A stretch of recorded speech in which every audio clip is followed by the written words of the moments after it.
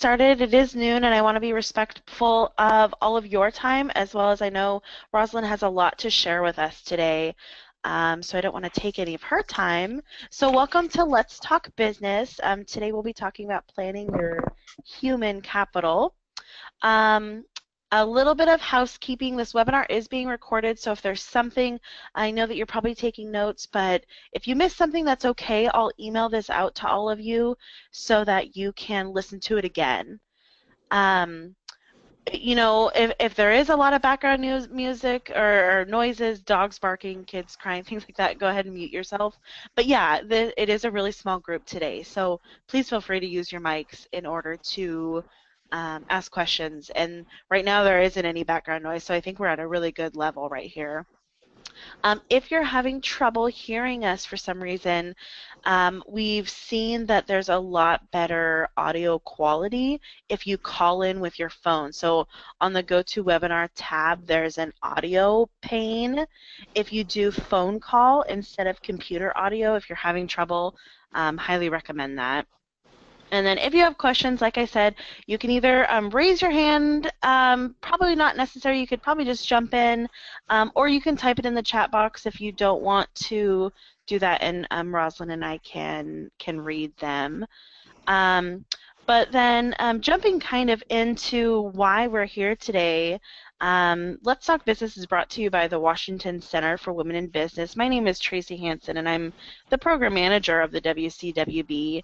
And basically, we're here. The SBA realized that while women need all the same technical assistance that any business might need, but sometimes women face other challenges such as empowerment, and maybe it's accountability or kind of motivation sometimes. So we kind of partner that with all that same, the business skills, like planning a startup business, marketing plans, your legal requirements, how to understand your financial statements, cash flow, all that good stuff.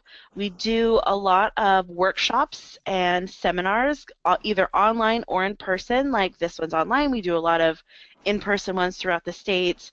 But then really where our services are most heavily used is the one-on-one business coaching sessions. So you'd meet with our business coach, Christine Buckley, and kind of go through one-on-one and what makes sense for your business and how do we get you to your goals. How can we're really here we want to make sure businesses are successful, that they're more profitable each year, they're more successful. We do cover the entire state of Washington. We're located in Lacey, Washington, but we have a lot of, we're doing the webinars like this, so you can log in from anywhere, or we do a lot of Skyping and phone calls too. The first time meeting with us, it is free. It's $25 a session after that. However, we do have a lot of scholarships available. So if that $25 is a barrier, please let me know, and we have scholarship forms. But our contact information is there on the screen. But with that, let's kick it over to really the star of the show, Roslyn. I'm going to make you the presenter here.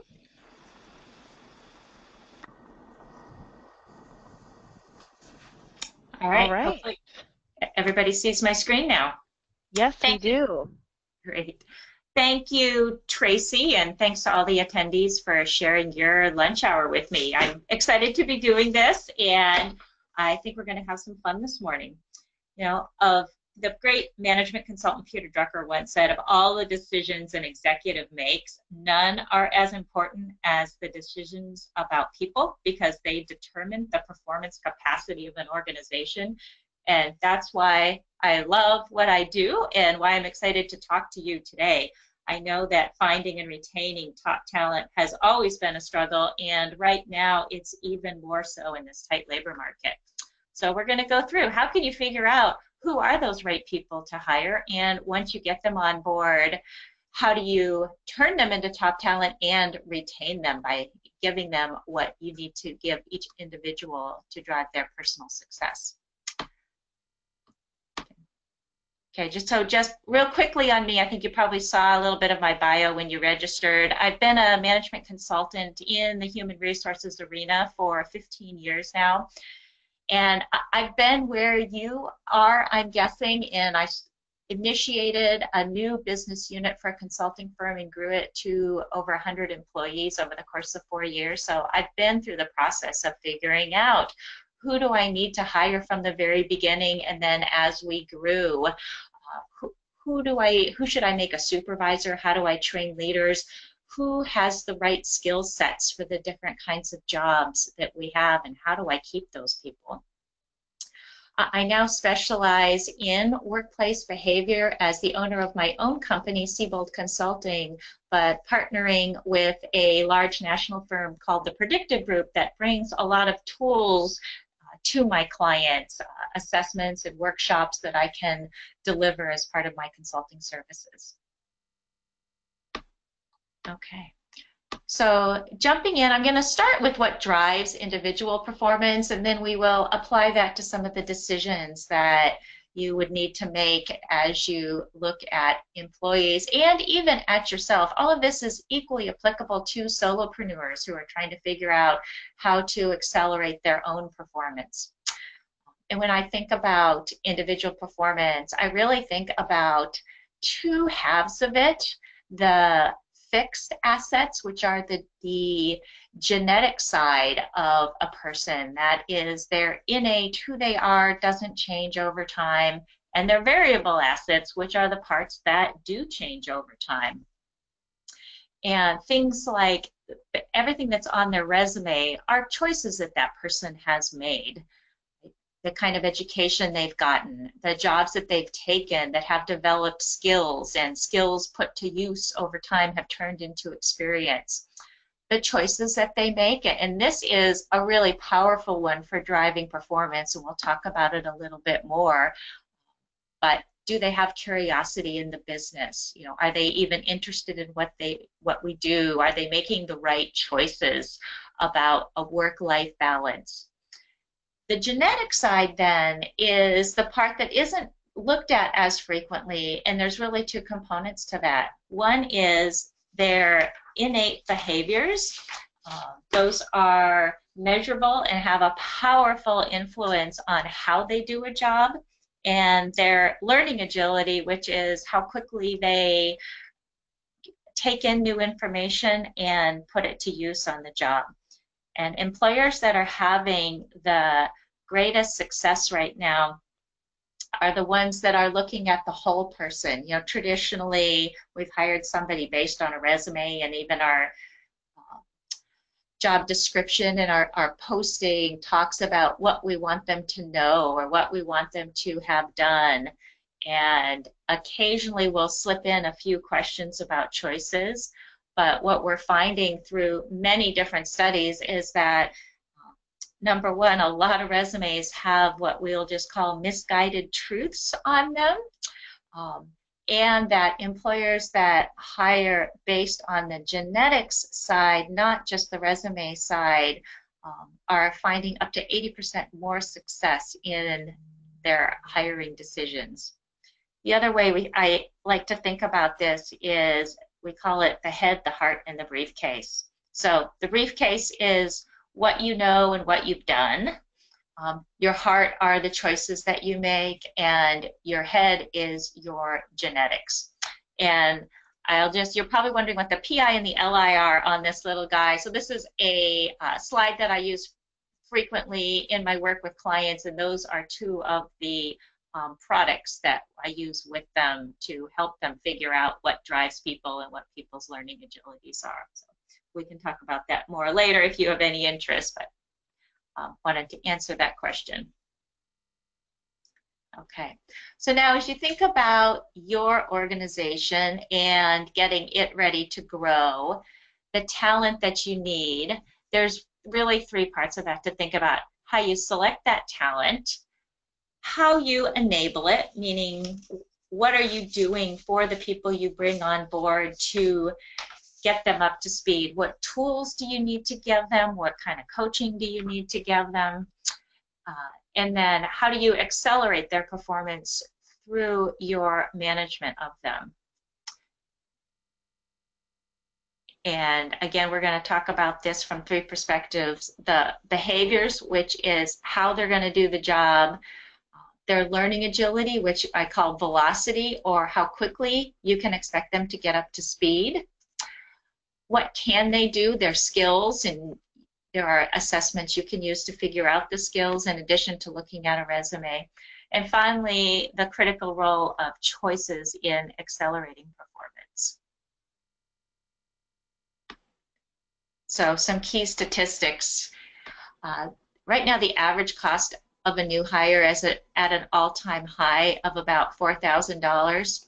And that's not, the turnover cost can be up to 1.5 times a person's annual salary, because in the turnover process, you're often losing a lot of productivity along the way before they actually leave and you get somebody else hired. So this is just the cost of bringing somebody new on board: the search process, the training process, fees you may have to pay to someone who's helping you find them.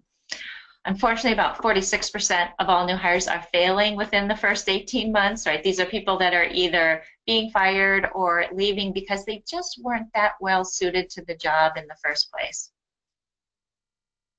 65% of recruiters, and this is up substantially from just a year ago, claim that the talent gap is the biggest challenge they face in hiring right now.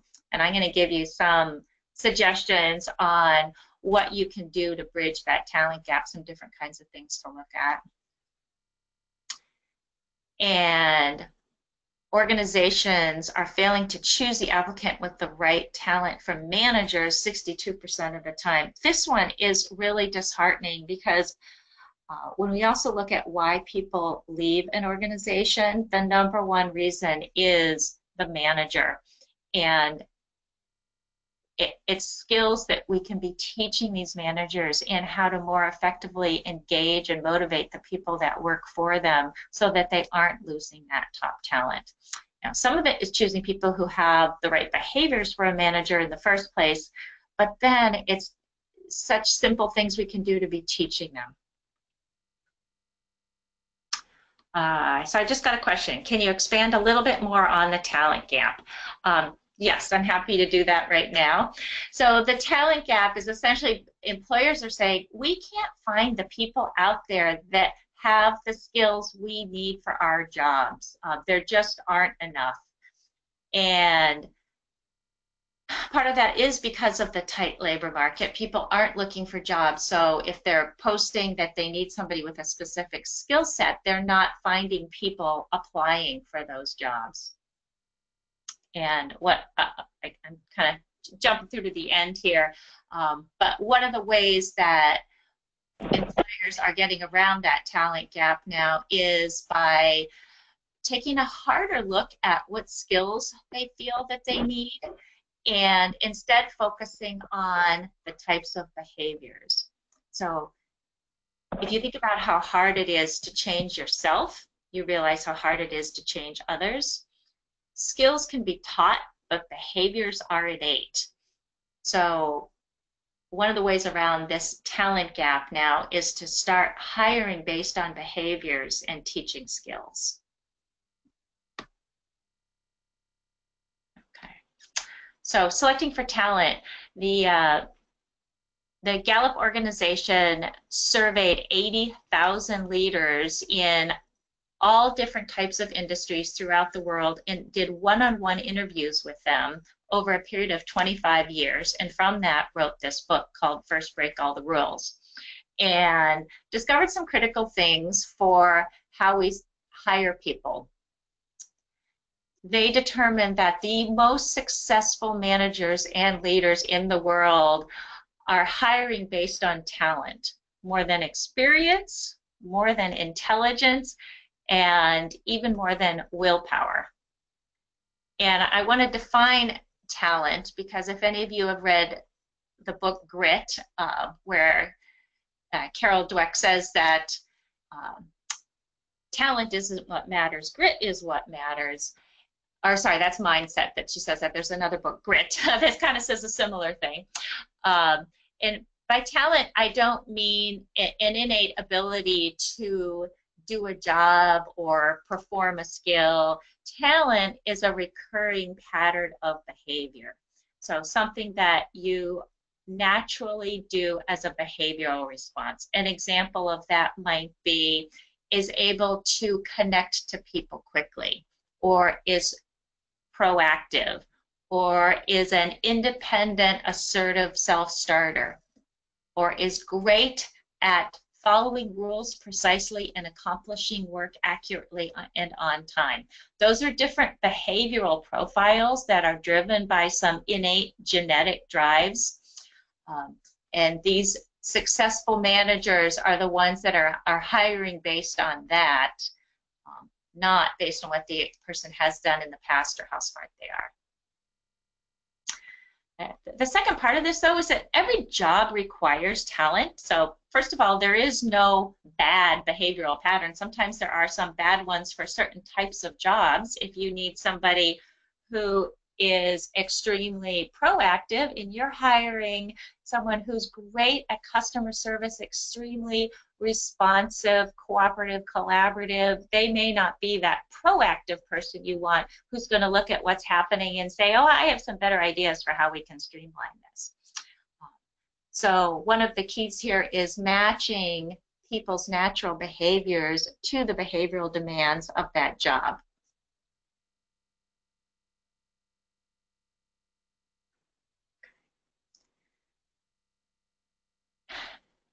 The other thing that research has shown over the years, and this is something that you can apply to your individual success, is how to have sustained professional growth over time. And the most successful people in the world have an extremely high level of self-awareness. They know how they behave in different situations. They know how quickly they learn and adapt and adjust to new situations. They understand their skills, what they're good at, what they don't know. Awesome leaders are extremely aware of what they don't know and bring in people to work for them that can fill in those holes. The best leaders are really not afraid to admit that there are lots of things that they don't know and can't do. They understand what their attitudes are, because that has such an impact on the people around them, particularly if they're leaders, and the culture of their organizations. They know how ambitious they are and what their work values are, so that their work is the portion of their life that they really want and need it to be. The question marks in this graphic illustrate that they then can have that self-awareness to then compare that to, so what does this job that I have or this next job that I want require in each of those areas, so that they can do a self-assessment to compare themselves to what's really needed for where they want to go. And those that are achieving success go through this process of self-diagnosing, figuring out, what do I have? What do I need to move forward? Self-starting is, okay, so I'm actually going to do something about this. What can and should I do about it? And then taking action, which leads them back to the, okay, I did this, did it work? Where am I now? Let's compare what I need to be to who I am today.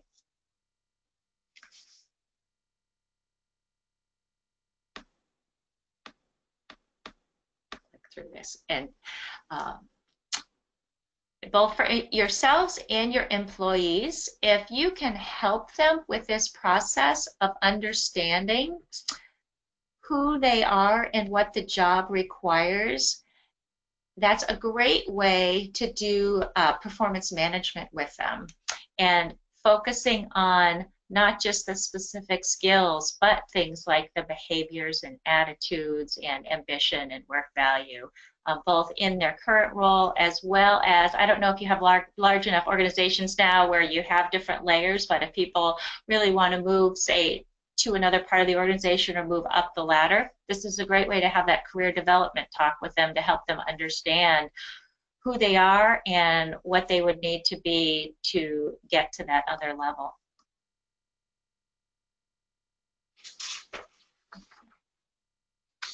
next, kind of moving into the section on then, once you hire somebody who has the right behaviors to succeed in the job, right? You've already set them up now to where they are going to love that job because they get to do what they do best every day. They're going to be engaged because it's appealing to their innate drives and needs. So now what do you need to give them to enable them to capitalize on that innate talent, to shoot up that performance incline and become your top performance? And again, I'm going to return to a more recent book by Marcus Buckingham. This is a great read. I mentioned a couple books today, but if you just choose to read one of them, The One Thing You Need to Know is an excellent book because it talks about your individual performance as well as managing others and leading others. Marcus identified 3 different things that you can do to help you discover what is unique about a person and capitalize on it. And these are the things you can look at in yourself as well as in the people that work for you. The first is really understanding what their strengths are, strengths and weaknesses. In a small company, what happens a lot of times is that we have to have people multitask. I talked to a prospect last week who was frustrated because they had, it's a production firm, but they also have a retail operation. So the people that work in production also have to sometimes staff the retail store. And they were having issues with the people who were awesome at producing their product in the back also being awesome at servicing the customers in the front. And I had to help him understand that those are 2 really different skill sets most of the time.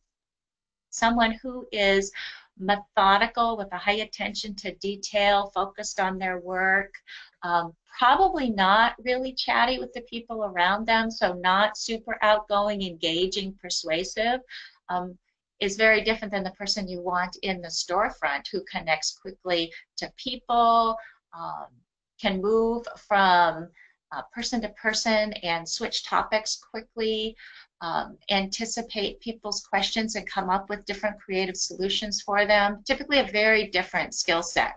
So being able to tap into an individual's strengths and I call it craft their job to leverage those strengths more heavily is one of the things that most successful managers are doing. And it doesn't have to be a wholesale change of job. It's more of a fine-tuning of looking at your people and really learning what is it that they're really good at and having them do more of that and not focusing so much on what their weaknesses are and trying to correct their weaknesses and teach them their weaknesses. So often I work with new managers who think their job is to find everything their people are doing wrong and correct that, right? Figure out how to teach them, how to coach them, how to make them improve on all the areas that they're weak on. And what I really try to get those managers to do instead is find all the things that person is great at and have them just do more of that. Second thing that's unique about each person that you can capitalize on are what their triggers are. And triggers are really drives and needs. Some people crave challenge and respond well to pressure. Other people really crave harmony and collaboration, and those people usually have a really negative response to pressure. In behavioral science, there are 4 basic drives, and those drives lead to very predictable needs. So one of the things that great managers do is understand what is each person's driving need and provide again, the tailoring or the crafting of the job to appeal to those needs. Another trigger that often gets overlooked is different ways in which people want to be recognized. Not everybody wants to be publicly recognized. Not everybody even wants to be individually recognized. So people who are driven for a high level of collaboration probably would much prefer that their team gets recognized, or people that are driven by a high need to have expertise much prefer to be recognized for their knowledge than their results. Someone who's very competitive wants to be acknowledged for their results individually and in front of everybody. So knowing that about each person that works for you and giving them that kind of support that they need, again, gets them engaged, keeps them productive, and helps them stay. The third thing to know about the people that work for you is their learning style. There's 3 basic learning styles out there, and this is another area too in which self-awareness is critical. So if you can understand your own learning style and leverage whatever type of style you need to grow, obviously that's going to help your own personal growth, and then figuring out what the people that work for you most need. And the 3 basic styles are analyzing. So those are the people that, number 1, do not want to make mistakes. So don't make them role play. They learn by being given information in a logical, organized way. They're usually fine with reading it, having them presented, doing a classroom style. People that learn by analyzing don't want to make mistakes. People that learn by doing are the ones that do not want to sit in a classroom. They just want to go out and try it, and they don't care if they make mistakes.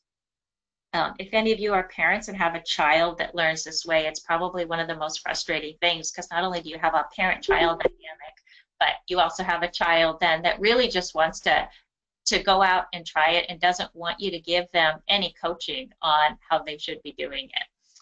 But that's how it's great if they have recognized that that's how they learn it. They're okay with mistakes, and as their manager, you need to recognize that you're going to have to let them make mistakes along the way, because that's part of their learning process, and give them opportunities to experiment with what they're doing. If it's a critical situation where they, you can't make mistakes, say you're crafting a, $4,000 granite countertop, you can't let them make a mistake on that. Obviously then, okay, we'll give them a scrap piece and have them practice and learn on the scrap piece. And Roslyn, I see that Judy's hand is raised. Judy, did you have a question? I saw one pop through while I was talking about what was the first one. So the first one in the learning style, I'm guessing, is the question. Jump in if that's not right. The first one was analyzing. So those are the people that need to be given information in a logical, organized format.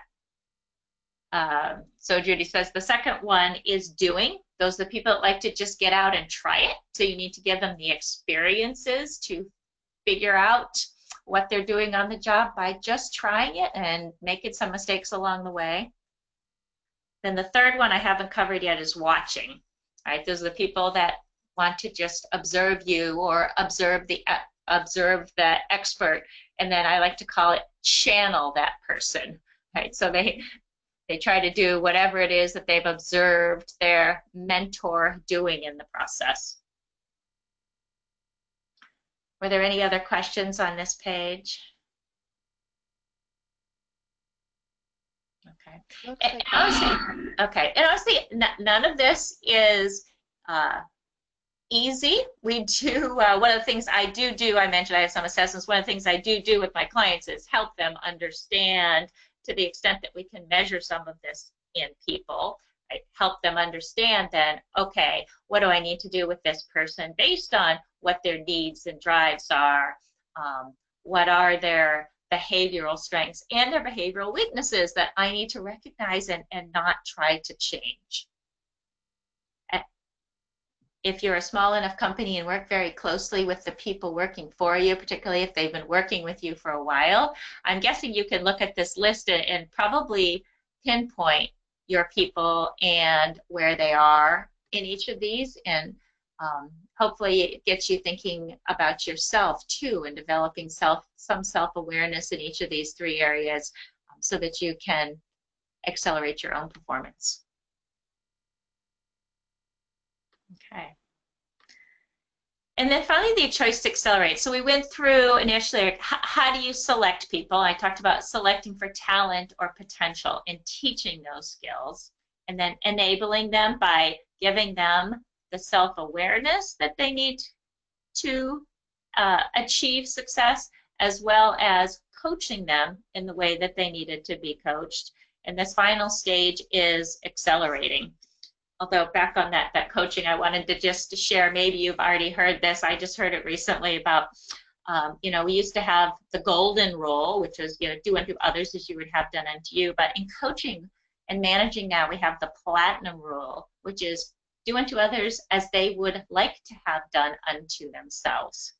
So many managers think that, well, I really want a lot of, say, autonomy and control. I don't want my manager in here pestering me, and I want to be recognized for what I achieved in front of the whole company. But somebody that has a very different behavioral profile may want something very different, right? Someone who's doesn't have a high need for a lot of authority, probably doesn't want to be given too much. They want to know that what they're doing is the right thing, that they're collaborating with their teammates and being cooperative and supportive. They want, again, I talked about this before, they may want to be recognized as a team or more privately. They may really want time to get things done. That may be one of the things that they most value, is being given the space to become an expert and get comfortable with their job. So as we manage people, we need to be aware of our kind of innate natural biases towards assuming that, gosh, what I would really want my manager to do for me is not necessarily the same thing as what each of my individuals reporting to me would really like me to do for them. Okay. And then finally, the choice to accelerate. And so how we get to be top performers and get our people to become top performers is really where that quadrant of choices comes into play.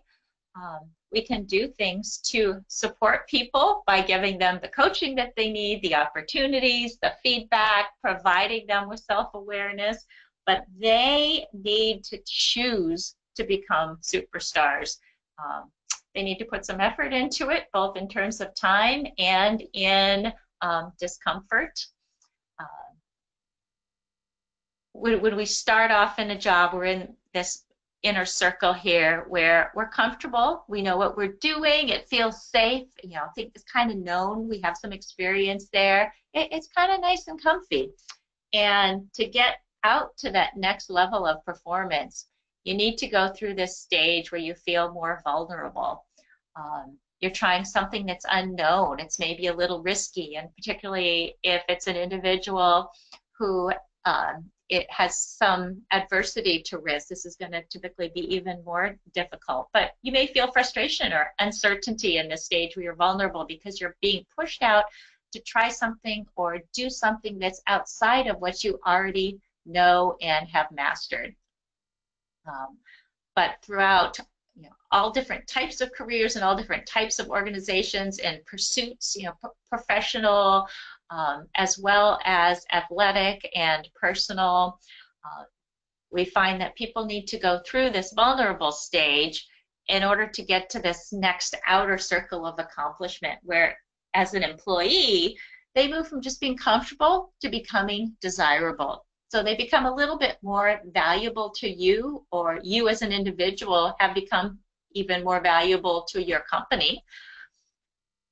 It's where people typically have a little more resolve. They're showing some growth and achieving some mild success. They're starting to be a little bit more self-starting and taking some initiative to make some changes, get things done, be curious about things. Starting to have more of an impact. They're not just a baseline performer, they're kind of rising above that center bar. And then again, People need to go through this stage of allowing themselves to take risks, be vulnerable, potentially fail, be frustrated, work extra hard to get to the next level where we say, we're starting to see what's possible. Okay, they become, number one, relentless learners. A lot of this success is learning about the job, the industry, the customers, as well as a deeper understanding of themselves and this super hyper awareness of how am I coming across to people? How am I doing this job? Where am I creating problems for myself by my own behaviors? These people typically have a vision. They're starting to have some small dreams, and they're showing some real kind of determination for where they want to go and what they want to accomplish. And they're starting to be followed in the organization. People are starting to take note of them. Again, there's a final stage of vulnerable before they reach this outer circle of amazing, right? And these are typically like your top 10% of performers. They're the trusted advisors who are followed in the organization. They're accelerating the business and themselves through the growth curve. They're typically very innovative people, and we say harvesting in that they've achieved such success and built such a successful business practice around themselves that they're able to reap the rewards of all this work that they've put into developing this successful business.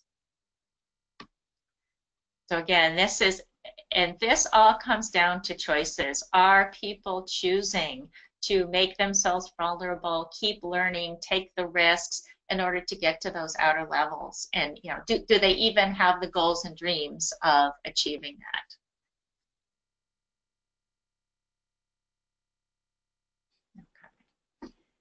And then all of this ties directly into what we call the law of the incline. And if you look at results over time, and on day one, everybody starts out in that lower left-hand corner.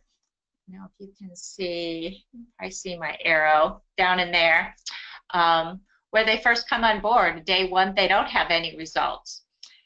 And some of that, they're going to be going through a period of onboarding and training before they can even get to this point we call the quota, which is the tipping point of where they start actually becoming more valuable than they cost you. So people below this quota line, you're spending more on them than the value they're providing.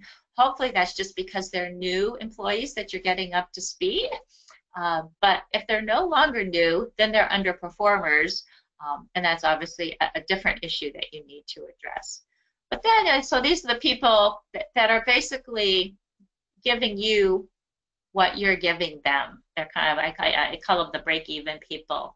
What we really want to do to drive success in our organizations is move people up this ladder. So as they accelerate their own performance and you provide them the enabling factors to do that, right, they move up into this desirable category where they may be low or mid performers. Right? They're definitely providing real value. What you're getting from them is more than what they're costing you. They're not your superstars yet, but they're good, solid performers. And they're the middle, more than half, 55% typically of the organization falls into this desirable category. So they're kind of your core workhorses. They're valuable, but they're not the superstars that really move the needle in your organization.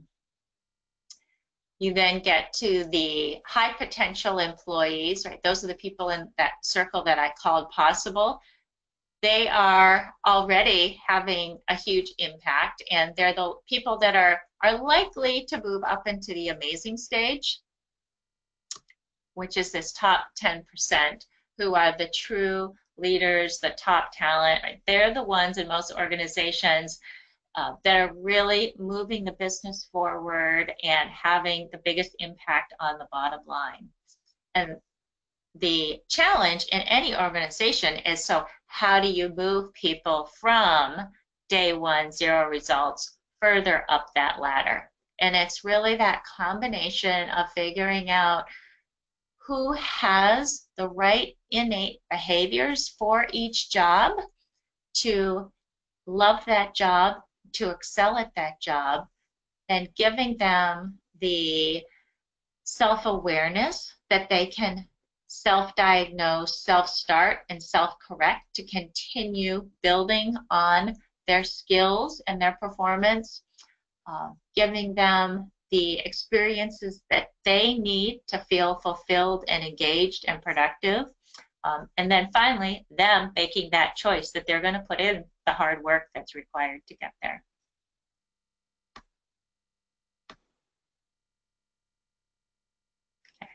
At the beginning, when I got the question on the talent gap, I referred to essentially this slide. We call it the skinny resume, and it's this idea that I think I have only, yeah, skills can be taught, right? Skills are one of the variables that can be taught over time. Now, if you need a registered nurse or you need a botanist, right?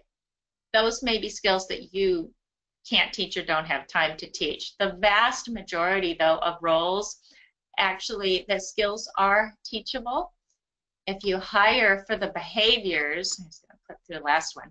If you hire for the behaviors, you can teach the skills. If you're looking for experience, to recognize that that is cumulative, and in the tight labor market, you may not be able to find the exact experience that you're looking for, but the person could get the experience on the job. If you hire for potential, or the people that have the innate behaviors or talent to succeed in that role, they're likely to do it well, they're likely to love it, they're likely to stay, particularly if you're recognizing what those talents are then and giving them a chance to use those talents every day, and recognizing them for the things that actually matter to them. And Roslyn, I have a question about that. Are there any, what are some indicators that somebody can use during the interview process to gauge, the talent and the behaviors versus just looking at their experience? Yeah, that's a great question.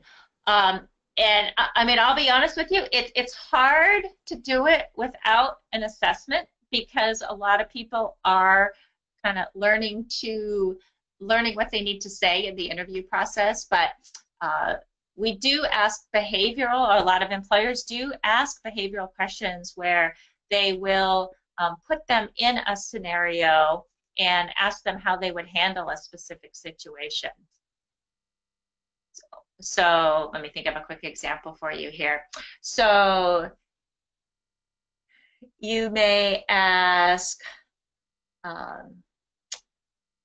tell me about a time when you had multiple conflicting priorities and how that felt and how you handled it.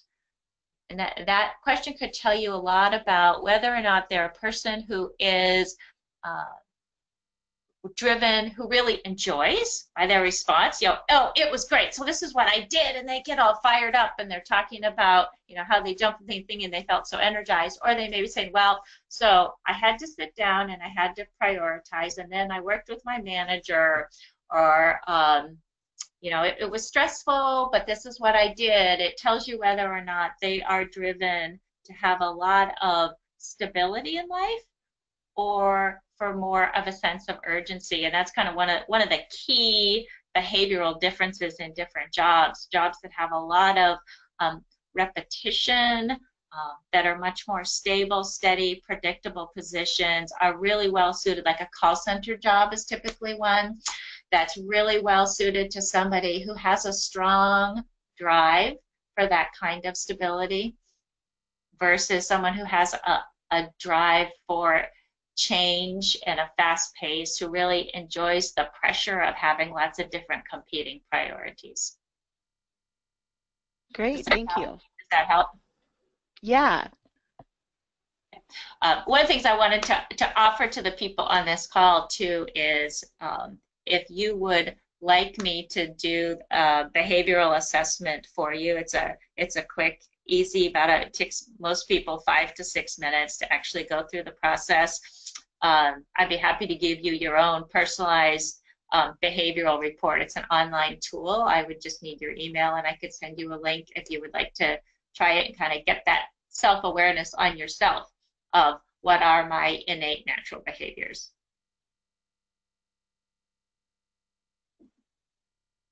Okay.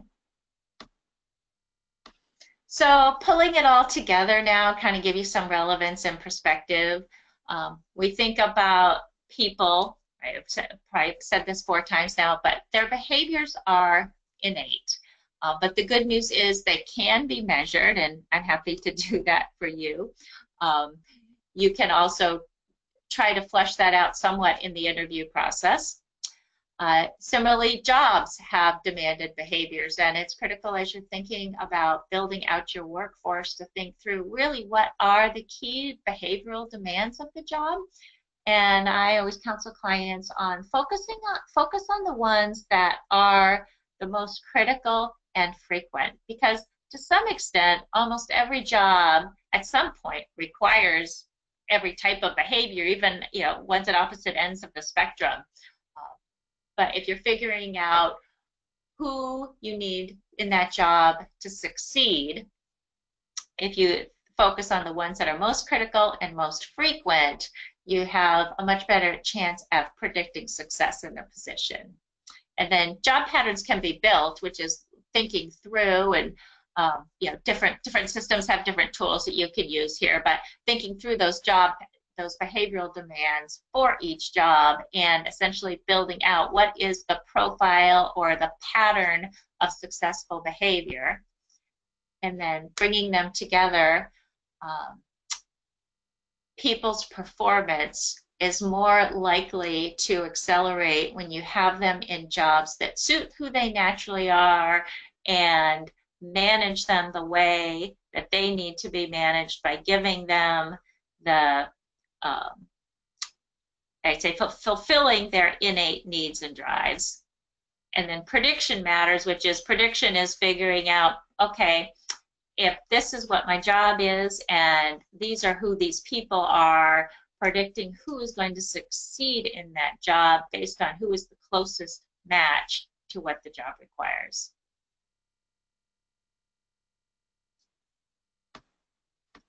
Okay.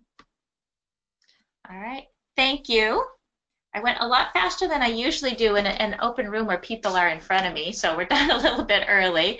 But I wanted you to have my contact information so that if you want the self-assessment, I'm happy to send you a link so you can try it and learn more about what your needs and drives are and how you naturally behave in different situations. It will actually give you a report that'll tell you kind of what your strongest behaviors are, and then we'll break it down into a couple of areas. One is how you manage people, or manage things and projects, I should say, and then the second area is how you influence people, and the third is the situation you need to feel most productive, engaged, and be the top performer that you can be. Wonderful. Well, thank you, Roslyn. I thought that was great. There was a lot of information there. So if you wanted that assessment, I see Judy, you at least wanted it, shoot an email to that email address there, but I will send Roslyn's contact information out with the follow-up email with the recording to this as well, so that you guys have it in your inbox. That'd be very exciting. So thank you so much. I really thought this was great. If there are any questions, feel free to type them in. We got a couple more minutes here. But if not, have a good rest of your Wednesday. Thank you, everybody, for spending your lunch hour with me. Yes.